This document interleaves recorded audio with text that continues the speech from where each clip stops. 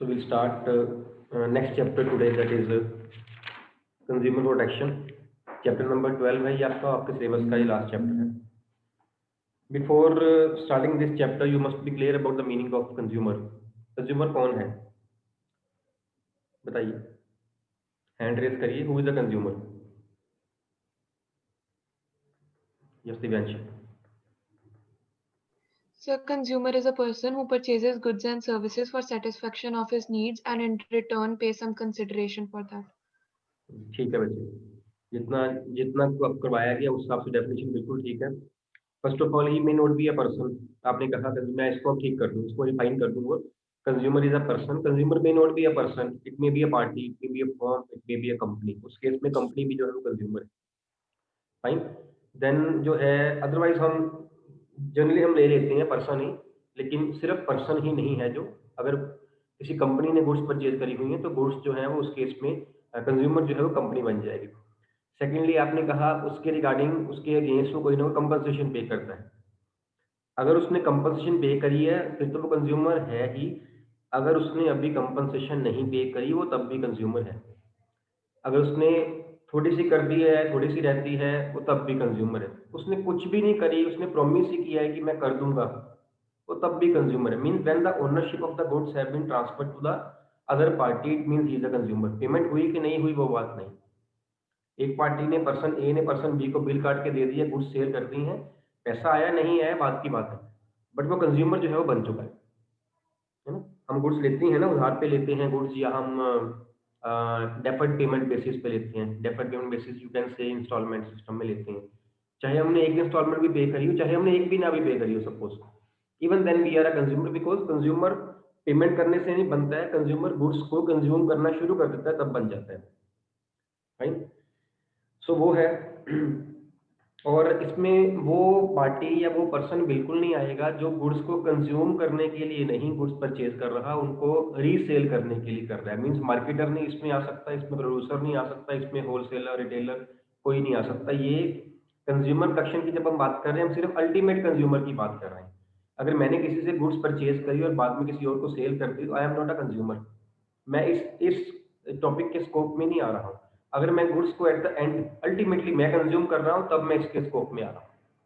Right. अगर हम toothpaste लेके आते हैं, टूथपेस्ट खराब निकलती है तो हम उसे कंज्यूम कर रहे हैं. हम जो है इसके एक्ट के अंदर आते हैं, इस स्कोप के अंदर आते हैं. लेकिन जिससे हम परचेज करके लेके आए वो उसके अंदर नहीं आता, वो कंज्यूमर प्रोडक्शन में नहीं आ रहा. Because he is not a consumer, he has resold the goods to someone. लिखिए कंज्यूमर. जितना मैंने बताया वैसे वो सारा सेम ही है. लिख लीजिए. Consumer is any person or a firm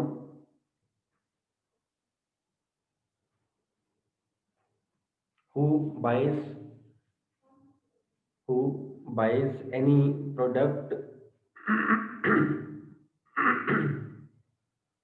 or hires any service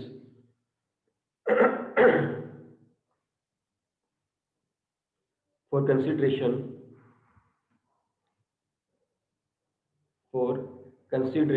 which has been fully paid or partly paid or promised or under the scheme of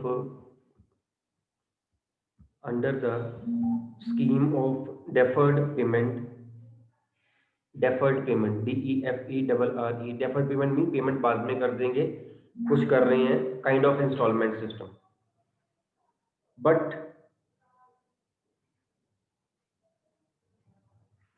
it does not include a person or a firm who acquires the goods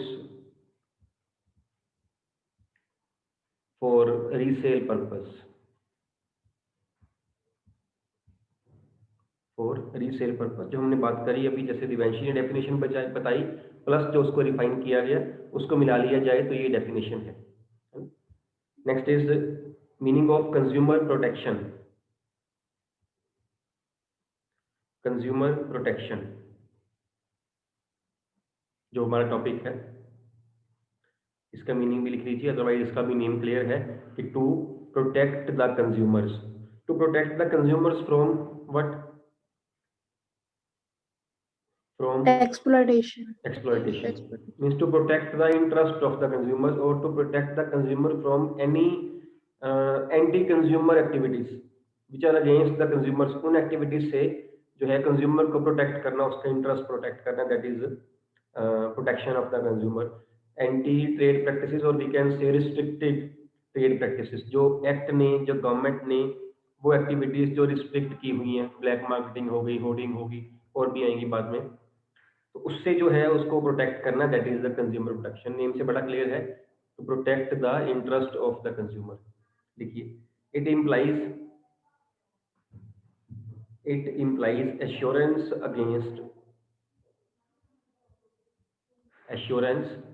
against anti consumer trade practices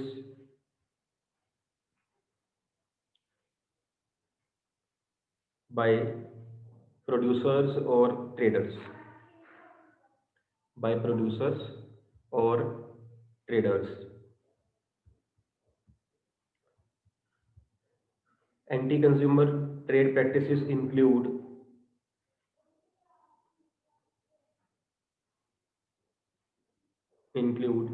adulteration of goods,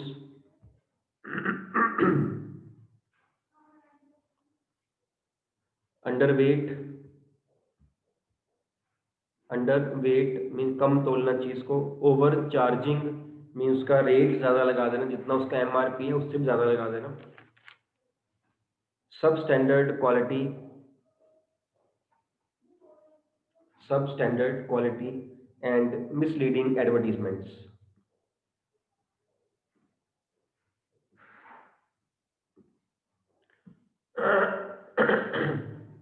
misleading advertisements, ठीक है, कि जब वो कोई चीज तोलता है, अगर वो कम तोल देता है, that is anti consumer activity. अगर वो उसका रेट ज्यादा लगा रहा है, that is also a kind of anti consumer trade practices. Then उस क्वालिटी अच्छी ना होना, उस पे उसकी जो एडवर्टीजमेंट की गई है वो अगर मिसलीडिंग हो रही है, चीज कह कुछ और रही है और है कुछ और, जो कहा गया वो कर ही नहीं रही। All these activities are anti consumer trade activities और ट्रेड प्रैक्टिसेस। इससे कंज्यूमर को प्रोटेक्ट करना जो है, that is named as consumer protection. ठीक, इसका पूरा एक्ट है, हम एक्ट भी पढ़ेंगे अभी, that is consumer protection act 1986। इसमें हम उसको पढ़ेंगे, लेकिन उससे पहले हम इंपॉर्टेंस करेंगे, इंपॉर्टेंस ऑफ कंज्यूमर प्रोटेक्शन। जो टॉपिक हमारा चल रहा है उसकी इंपॉर्टेंस हम करेंगे।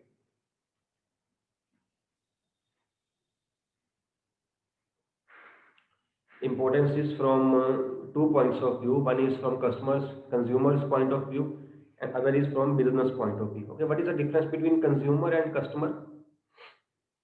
Raise hand please। I think हमने पहले भी ये डिस्कस किया हुआ है।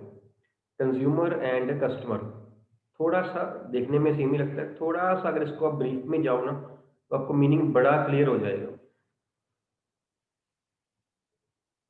बस एक consumer and customer, only Divyanshi is there. ये एग्जांपल मैंने मेरे ख्याल से ली हुई है पहले, 2 नवजोत आल्सो 2, है ना। घर पे सामान कौन लेके आता है? 3। मोस्टली सामान से ग्रोसरी आइटम्स कौन लेके आता है? कौन लेके आता है? कोई कोई बोल दो, पापा मम्मा भाई बहन मैं दादू दादी, कौन लेके आता है? So parents। पेरेंट्स लेके आते हैं। आप घर पे कितने जाने हो दिव्यांशी? So 5। 5। तो 5 अपना अपना सामान लेके आते हैं या फिर आप पांचों में से कोई एक ले आता है और सारे कंज्यूम करते हैं? तो कोई एक ले आता है और सारे कंज्यूम करते हैं। तो जो एक है वो कस्टमर है, जो कंज्यूम कर रहा है वो कंज्यूमर। यही था आंसर आपका। आई होप कि जिन्होंने हैंड रेज किया उनका यही आंसर था। कस्टमर वो है जो सामान लेके आ रहा है, जो परचेज कर। कंज्यूमर वो है जो यूज कर रहा है। अब टूथपेस्ट घर पे आ रही है, ऐसा नहीं होगा कि अगर आप 5 जने घर पे हो तो पांचों अपनी अपनी टूथपेस्ट लेके आएंगे, पांचों अपनी अपनी यूज कर रहे हैं, ये वो फिर भी पॉसिबल है। ये फिर भी पॉसिबल है कि 5 अपनी अलग अलग यूज कर रहे हो। वैसे तो टूथपेस्ट के मामले में ये भी पॉसिबल नहीं, कम ही होता है। ये मैं कहता हूँ फिर भी चांसेस हैं, लेकिन पांचों अपनी अपनी लेके आएंगे, अपनी अपनी कंज्यूम करेंगे, ये थोड़ा थोड़ा प्रैक्टिकल कम लगता है ना। जो एक पर्सन घर में से कोई एक पर्सन जो लेके आ रहा है टूथपेस्ट, वो कस्टमर हो गया, और जो उसे कंज्यूम कर रहे हैं, यूज़ कर रहे हैं उसको, वो सारे कंज्यूमर्स हैं। अल्टीमेटली जो कंज्यूम कर रहे हैं, ठीक है? हल्का-सा डिफरेंस है, अदरवाइज़ कस्टमर कंज्यूमर तकरीबन सेम ही होते हैं, यही डिफरेंस है इनमें। तो जो एक्ट ये बना हुआ है, इसको हम कंज्यूमर एक्ट ही बोलते हैं, हम कस्टमर एक्ट नहीं बोलते हैं। कंज्यूमर बिकॉज़ जिसने कंज्यूम किया ना, उसे ही प्रॉब्लम आई होगी, है ना? ज़रूरी नहीं किसने परचेज़ किया, उसको उसको क्या पता परचेज़ करने वाला कोई हो ही ना वो पर्सन जो कंज्यूम कर रहा है। कई आर्टिकल्स ऐसे होते हैं घर पे जो आपके लिए ही आ रहे हैं, पेरेंट्स नहीं यूज़ कर रहे उसको, सिर्फ़ मैगी। अब ज़्यादातर पेरेंट्स कई बार नहीं खाते, नूडल्स, पास्ता वगैरह, आप ज़्यादा खाते हो, लेकिन पेरेंट्स लेके आ रहे होंगे, है ना? तो जो एक्ट बना हुआ है ये पेरेंट्स के लिए नहीं बना हुआ, आपके लिए बना हुआ है। इट मीन्स कि ये कंज़्यूमर के लिए, जो अल्टीमेटली कंज़्यूम कर रहा है, उसके लिए बना हुआ है। तो from consumers point of view एक इसकी इम्पोर्टेंस है एक्ट की, एक है from business point of view. तो पहले हम कंज़्यूमर पॉइंट ऑफ व्यू से करेंगे, from the point of view of consumer. Number 1 is consumers ignorance, कि इसकी इंपॉर्टेंस क्यों है, means why the consumer interest should be protected. हम टॉपिक हमारा ये है, why there is a need to protect the consumer, consumers interest. First point इसमें है कंज्यूमर्स इग्नोरेंस। कस्टमर जो है, कंज्यूमर जो है इग्नोर्ड, इलिटरेट हैं, पुअर हैं, उन्हें पता ही नहीं करना क्या एक्चुअल में ये है ना? अगर कोई कोई ट्रेडर, रिटेलर, होलसेलर या कोई प्रोड्यूसर जो है वो माल प्रैक्टिसेस कर रहा है, उनके साथ वो सही डीलिंग नहीं कर रहा है, कोई ऐसी एक्टिविटी कर रहा है ना? अंडरवेट गुड्स दे रहा है, ओवरचार्ज कर रहा है, क्वालिटी अच्छी नहीं दे रहा है, कंज्यूमर को पता ही नहीं है कि किस क्वालिटी की हम चीज़ परचेज़ कर रहे हैं, बिकॉज़ दे आर इलिटरेट, या करना क्या है। So it becomes very important to protect the interest of those consumers who are very ignored, उन्हें अपने राइट्स ही नहीं पता कि हम कर क्या सकते हैं एक्चुअली में। Second point is unorganised consumers.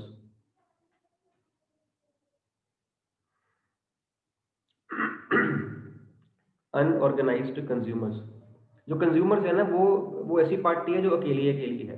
Producer जो है उनकी अपनी एक बनी होती है एसोसिएशंस, ट्रेडर्स की बनी होती है। आप देखिए मार्केट में जाके किराना मर्चेंट वालों की अलग से बनी होगी एसोसिएशन, रेडीमेड गारमेंट्स की अलग से बनी होगी। आपने देखा होगा जब वो समर वेकेशन आती है ना, इकट्ठे घूमने जाते हैं 3-4 दिन के लिए, शॉप सारी बंद कर देते हैं। उनकी मतलब बनी हुई एसोसिएशन, और एसोसिएशन डिक्लेयर करती है कि ये 3 दिन, ये 4 दिन हम सारी मार्केट बंद रखेंगे, हम इकट्ठे घूमने घूमने जाएँ ना जाएँ, लेकिन उसमें मार्केट नहीं खुलेगी। उनकी एसोसिएशन है, प्रोड्यूसर्स की एसोसिएशन है, शॉपकीपर सबकी एसोसिएशन है, कंज्यूमर्स की नहीं है। कंज्यूमर जो है वो अनऑर्गेनाइज्ड है, बिकॉज़ कंज्यूमर्स आपस में रिलेटेड ही नहीं है। इसलिए कंज्यूमर के इंटरेस्ट को प्रोटेक्ट करना मीन्स उनके लिए कोई ना कोई एसोसिएशन, कोई ना कोई ऑर्गेनाइजेशन ऐसे खोल देना कि वो उसके थ्रू अपना इंटरेस्ट प्रोटेक्ट करवा पाएँ। दे आर अनऑर्गेनाइज्ड, उसे पता नहीं है एक्चुअली में, अकेला ही है वो, अकेला अब क्या करेगा? कोई ना कोई उसके लिए ऑर्गेनाइजेशन या एसोसिएशन होनी चाहिए जो उसका इंटरेस्ट प्रोटेक्ट करे। Then third point is widespread exploitation of consumers.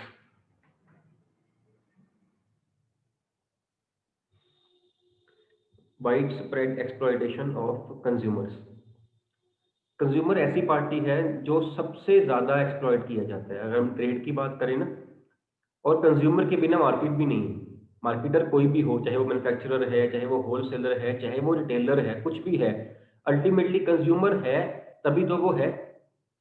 अगर कंज्यूमर ही ना हो तो रिटेलर किस काम का, या होलसेलर या एजेंट्स या प्रोड्यूसर किसी काम के भी नहीं है।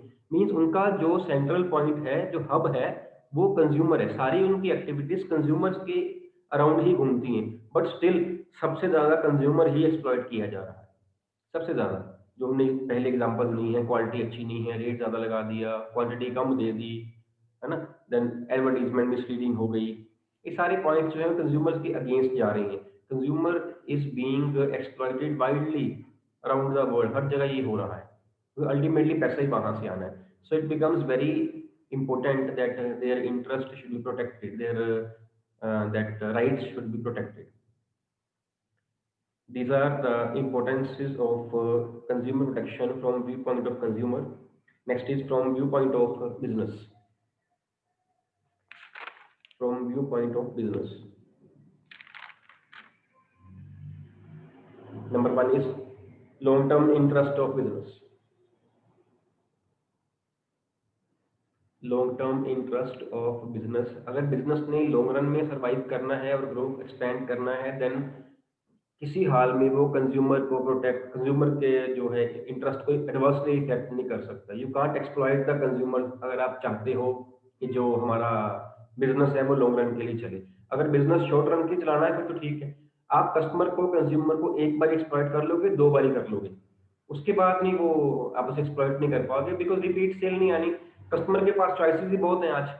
आप उसको चीज़ महँगी लगाओ, आप उसको चीज़ जो है वो दूसरा कम क्वालिटी की दो, बैड क्वालिटी की दो, है ना? आप उसको कोई स्कीम आ रही है मार्केट में, आप उसको स्कीम ना दो, उसने आपकी शॉप छोड़ जानी है, कहना कोई बात नहीं, हमारे पास और शॉप्स हैं, because consumer is a king now, is a kingpin of the market we say, है ना? जितनी एक्टिविटीज़ मार्केटर की हैं सारी taking into consideration the interest of consumer ही जो है वो उसके अराउंड ही रिवॉल्व करती हैं सारी। तो अगर कंज्यूमर ही एक्सप्लॉइट कर देंगे हम, हाउ वी कैन से कि हमारा जो बिजनेस है वो लॉन्ग टर्म चल जाएगा। हमने जब अकाउंटिंग 11th में की थी, हमने वहाँ एक कॉन्सेप्ट पढ़ा था, गोइंग कंसर्न कॉन्सेप्ट, याद होगा आपको, कि जब बिजनेसमैन बिजनेस स्टार्ट करता है तो ये मान के चलता है कि मेरा बिजनेस जो है वो बंद नहीं होगा कभी, it will grow and its operation will never be close down. वहाँ हमने ये पढ़ा भी था, है ना? तो अगर बिजनेस ये सोच रहा है तो बिजनेस को कंज्यूमर का ध्यान रखना ही पड़ेगा। सिर्फ कंज्यूमर नहीं, यहाँ हम कंज्यूमर की बात कर रहे हैं, अदरवाइज कोई भी पार्टी हो, कोई भी इंटरेस्टेड ग्रुप हो, सबका ही ध्यान रखना पड़ेगा। यहाँ हमारा स्कोप ही जो है वो सिर्फ कंज्यूमर है इस चैप्टर में। तो कंज्यूमर का इंटरेस्ट प्रोटेक्ट करना ही पड़ेगा अगर बिजनेस जो है, बिजनेसमैन चाहता है कि मेरा बिजनेस लॉन्ग टर्म के लिए, फेयरली लॉन्ग टर्म के लिए चले, then there is no other option कि उसका इंटरेस्ट जो है प्रोटेक्ट किया जाए। ठीक। Next is business uses society resources.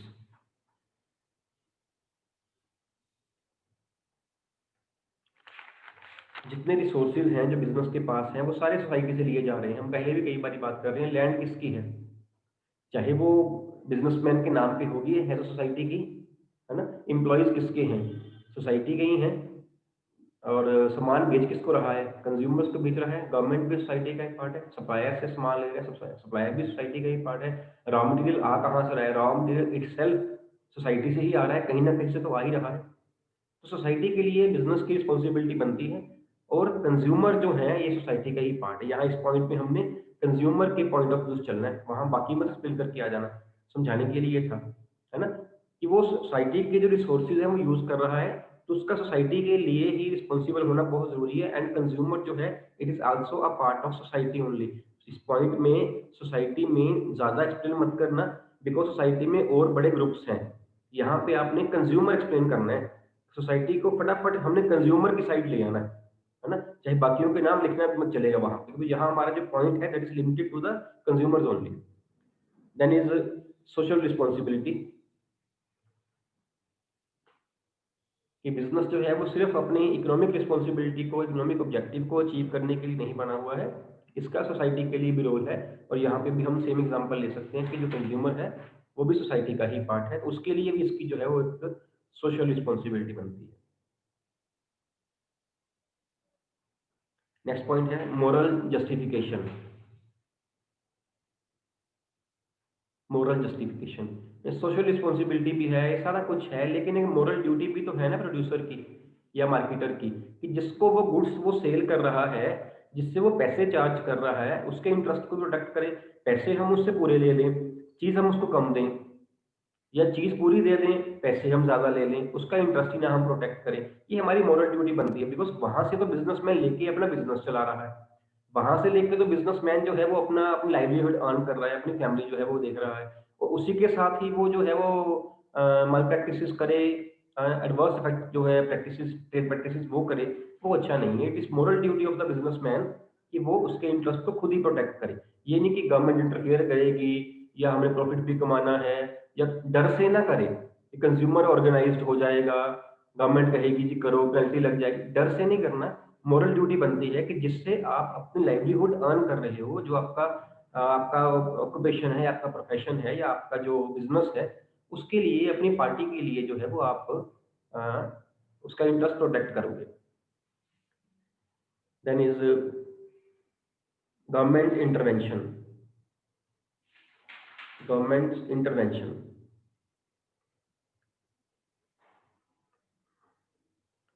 अब यहाँ पे वो डर वाला पॉइंट आ रहा है जो हम पहले कह रहे थे, कि अगर बिजनेसमैन जो है वो नहीं करेगा, फिर गवर्नमेंट बैठी हुई है, गवर्नमेंट करवा लेगी। आज आप किसी कंज्यूमर को आप एक्सप्लॉइट करो, अगला आपको एक बार ही मेल करेगा या फोन करेगा, अगर आपने उसकी प्रॉब्लम सॉल्व कर दी ठीक है, नहीं तो अगला अगर एजुकेटेड होगा, अगला अगर नॉन होगा, वो सिंपल क्या करेगा, एप्लीकेशन डाल देगा कंज्यूमर प्रोटेक्शन एक्ट में। और वहां पे गवर्नमेंट इतनी स्ट्रिक्ट है कि पूछो मत आप। कंज्यूमर प्रोटेक्शन एक्ट में अगर आप एप्लीकेशन डाल देते हो ना, तो कंपनीज को हाथों पैरों की पड़ जाती है। वो कहती है एप्लीकेशन मत डालना, आप जो कहते हो हम कर देते हैं, अगर मतलब प्रॉब्लम सॉल्व ना हो रही हो। मतलब they make any any effort की प्रॉब्लम जो है वो कंज्यूमर एक्ट में, कंज्यूमर कोर्ट में जाने से पहले सॉल्व हो जाए। बिकॉज बाद में अगर कंज्यूमर चाहे गलत ही निकले, कंपनी चाहे ठीक निकले, पर स्टिल एक डेंट पड़ जाए कंपनी के ऊपर, इसके अगेंस्ट एक कंप्लेंट गई थी वहां पे, एक रेड एंट्री सी हो जाएगी। कंपनीज डोंट वांट दिस, है ना। वो चाहते हैं गवर्नमेंट इंटरफेयर ना ही कर, ज्यादा अच्छा है। बिकॉज बाद में क्या होगा, अगर हमने आज कंज्यूमर को एक्सप्लॉइट कर लिया, बाद में क्या होगा, उसने कहीं कंज्यूमर एक्ट में एप्लीकेशन लगा दी, कंज्यूमर कोर्ट में लगा दी, बाद में उसको भी हम जो है वो रिफंड करेंगे पैसे, ऊपर से पेनल्टी लगेगी, फिर जो गुडविल खराब होगी वो अलग से होगी। Companies don't want this. Companies के लिए यही अच्छा है, बिजनेस के लिए यही अच्छा है कि वो बिना गवर्नमेंट की इंटरफेरेंस के पहले ही इंटरेस्ट को प्रोटेक्ट कर ले। और इसमें लास्ट पॉइंट है कंज्यूमर अवेयरनेस। कंज्यूमर्स अवेयरनेस कि आजकल जो कंज्यूमर है, हम कह तो रहे हैं वो अनएजुकेटेड है, वो अनऑर्गेनाइज्ड है, उसको पता नहीं है, बट धीरे धीरे जो कंज्यूमर है अवेयर हो रहा है। और गवर्नमेंट हो गई या कोई और लोकल गवर्नमेंट्स में आप लगा लीजिए, या कोई एनजीओज भी बड़े एफर्ट्स कर रही हैं so that their interest can be protected, और कंज्यूमर्स को अपने राइट्स और अपनी रिस्पॉन्सिबिलिटीज पता हो। ये बड़ा कॉमन सा ये एड भी आती होती है, जागो ग्राहक जागो की, आप लोगों ने देखी भी होगी, है ना। अखबार में भी ऐड आ जाती है, प्रिंट मीडिया में, इलेक्ट्रॉनिक मीडिया में भी आती है, so that the consumer must be knowing about their rights and responsibilities also. So these are the importances of consumer protection. Now how to protect the consumer means what are the different legal protections that are available to consumers, ये हमारा next topic है। different legal protections available to consumers, कौन कौन से act बने हुए हैं consumers के लिए, इसमें हम ये पढ़ेंगे। सिर्फ यहाँ पे आपके एक्ट्स के नेम्स आने हैं। Legal protection available to consumers, number 1 consumer protection act 1986,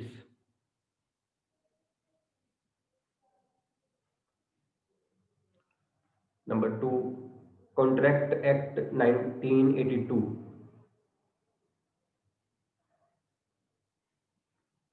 contract act 1982, sale of goods act, sale of goods act 1930,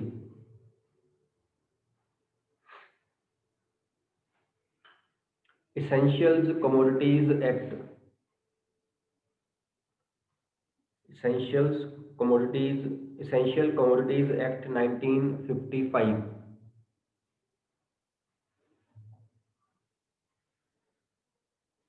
next है the prevention of food adulteration act 1954,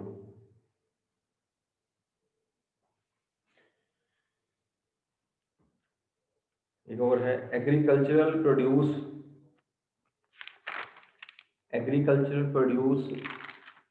bracket में कर लेना ग्रेडिंग एंड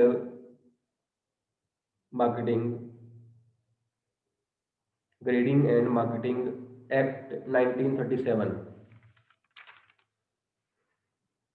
1937। नेक्स्ट है the standard of weight and measures act, the standard of weight WEIGHT, वो वाला weight, पार वाला, and measure MEASURE, measure act 1976।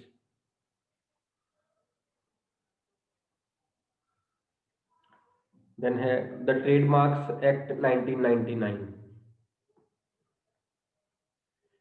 Trademarks act 1999, ये हमने कहाँ पहले इसके बारे में थोड़ा सा पढ़ा हुआ है, कहाँ पढ़ा हुआ The है, branding.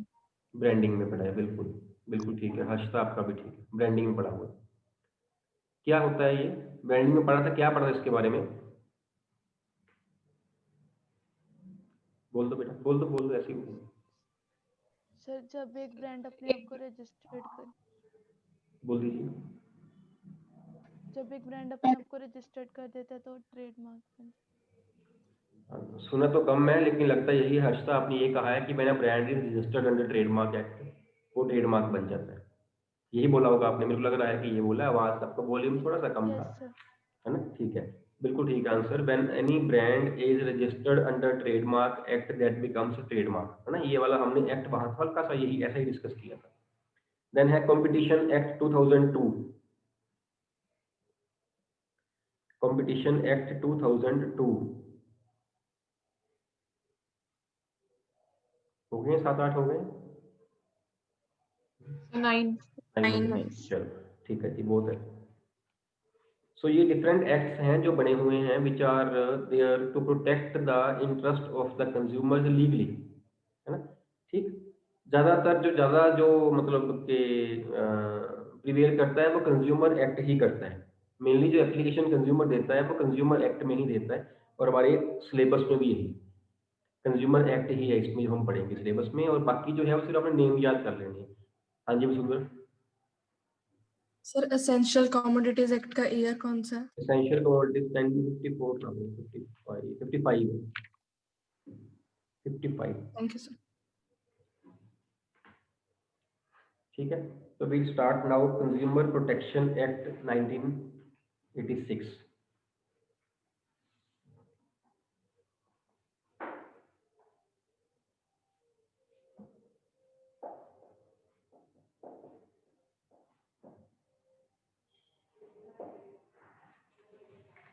कंज्यूमर प्रोटेक्शन एक्ट 1986, लिखिए इसका मीनिंग। कंज्यूमर एक्ट का मीनिंग लिख लीजिए।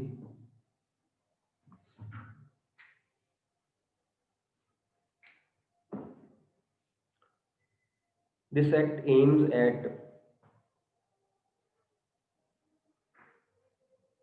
aims at protecting and promoting the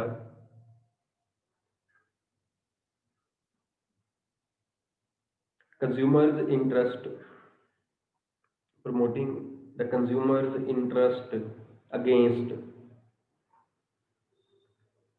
defective goods, unsatisfactory services, and unfair trade practices, etc. and unfair trade practices, etc. Its scope is very wide as it is applicable to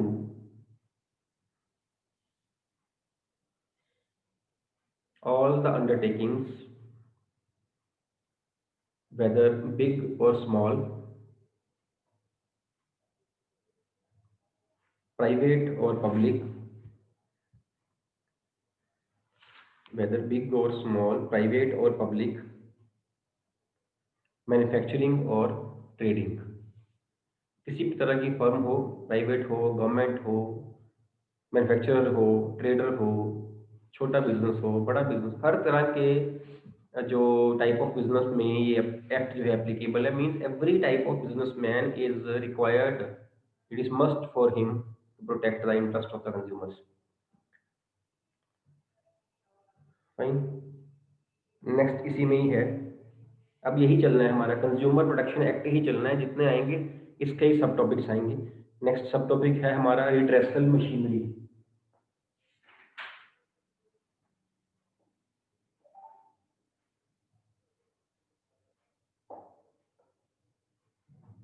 redressal machinery, redressal machinery जो है ना, mean इसका मतलब ये है कि consumer के पास कौन कौन सी ऑप्शन है। कंज्यूमर जो है वो कहाँ अप्लाई कर सकता है अपने रिड्रेसल। रिड्रेसल मतलब उसको जो प्रॉब्लम्स आई, उसके जो ग्रीवेंसेस आई हैं, वो कहाँ अपनी एप्लीकेशन दे, है ना?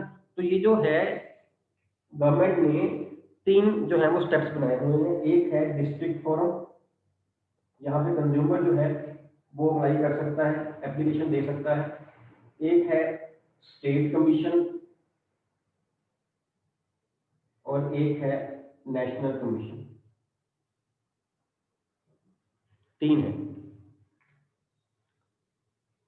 ठीक, पहले हम डिस्ट्रिक्ट फोरम करेंगे।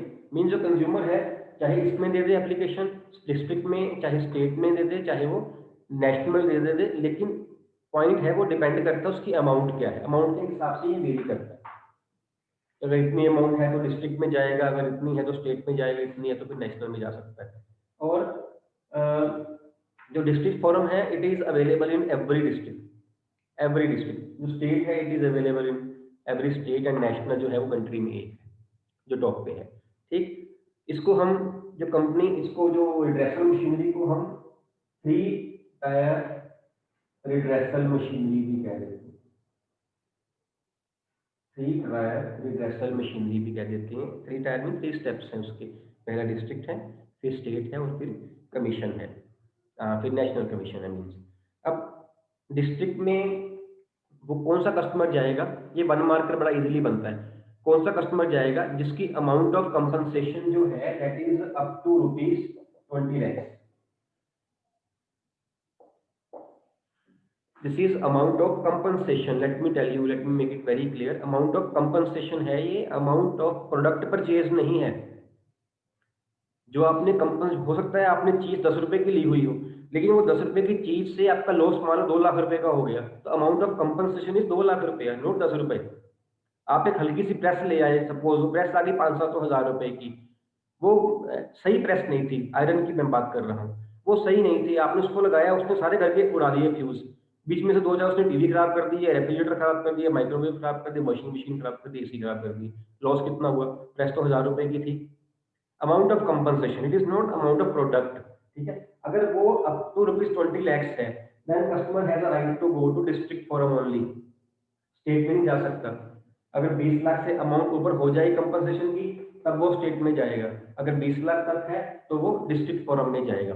M I clear? और डिस्ट्रिक्ट फोरम में होता क्या है लिख लीजिए, जैसे मैंने पहले बताया ये हर डिस्ट्रिक्ट में है, और ईच डिस्ट्रिक्ट फोरम, ये लिख लीजिए, each district forum consists of a chairman and 2 members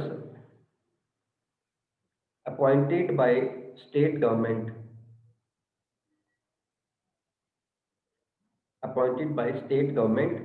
and from those 2 members one must be a woman member, lady होनी चाहिए उन दोनों मेंबर्स में से। मीन्स मेंबर्स हैं वो 3 हैं, एक चेयरमैन है और एक 2 जो है वो मेंबर्स हैं, और उन 2 मेंबर्स में से एक मेंबर जो है वो लेडी मेंबर है, वुमेन है। ठीक, और जो कंज्यूमर है जैसे मैंने पहले कहा 20 लाख रुपए तक कंपनसेशन के लिए यहाँ पे देगा।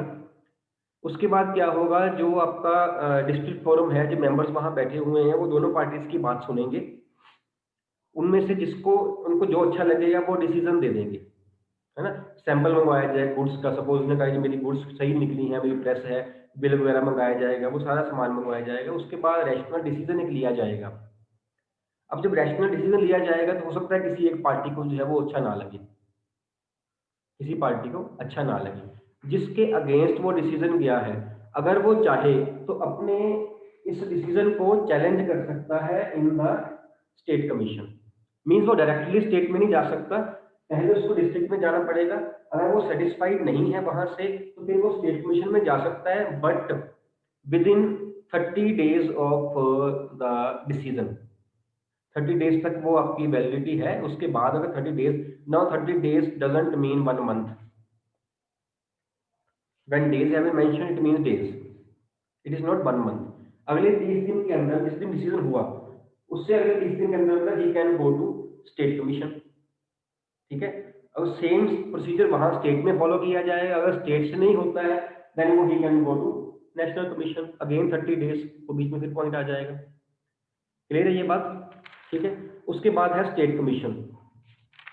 स्टेट कमीशन में कौन जाएगा? इनिशियली कौन जाएगा? जिसकी जो अमाउंट है कंपनसेशन की that is from ₹20 lakh up to 1 crore, 20 lakh up to 1 crore. Initially वो स्टेट में जा सकता है, उसको यहाँ जाने की जरूरत नहीं है डिस्ट्रिक्ट फोरम में। उसकी अमाउंट बढ़ जाएगी, 20 लाख से ऊपर हो जाएगी तो वो यहाँ जा सकता है स्टेट कमीशन में। फाइन। अब इसमें जो आपके पर्सन्स बैठे हैं, जो फोरम बैठा हुआ है, वो कौन कौन है? वो लिखिए, उसमें है 1 president and at least 2 members appointed by state government। थोड़ा जल्दी लिख लेना बेटा। 1 president and at least 2 members appointed by state government, और इन 2 members में again 1 member must be a women member,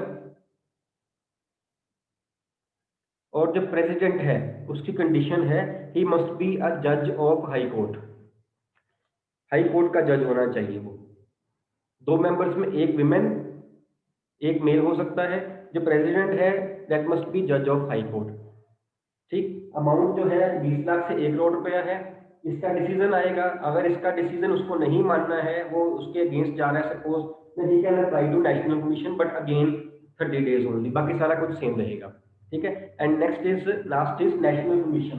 national commission में आप सीधे अप्लाई कब कर सकते हो, जब आपका जो अमाउंट ऑफ कंपनसेशन है that is more than ₹1 crore, 1 crore से ज्यादा की अमाउंट ऑफ कंपनसेशन हो, then you can directly approach to national commission. और नेशनल कमीशन में पार्टीज कौन कौन से हैं? एक है प्रेसिडेंट हु हैज बीन और हु इज और हैज बीन अ जज ऑफ सुप्रीम कोर्ट, चाहे पहले रहा हो जज, चाहे वो आज जज हो, एक जज होना चाहिए सुप्रीम कोर्ट का। स्टेट कमीशन में वो हाई कोर्ट का जज था।